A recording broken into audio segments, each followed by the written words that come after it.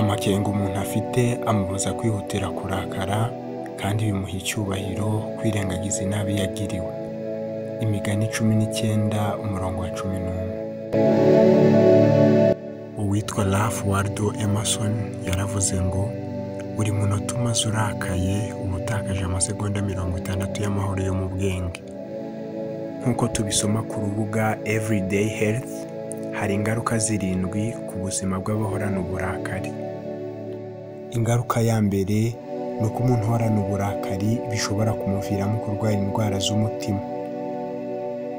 Ingaruka ya kabiri, bishobora gutuma umuntu agira stroke iyo ahorana uburakari. Ingaruka ya gatatu, kugira uburakari kenshi bica intege ubwirinzi bw'umubiri.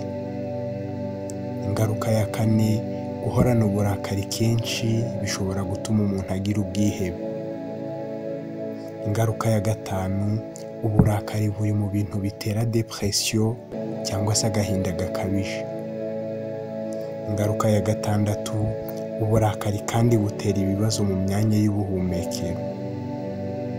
Ingaruka ya karindwi, ni uko guhorana uburakari bigabanya uburame bw'uwo muntu uhorana uburakari.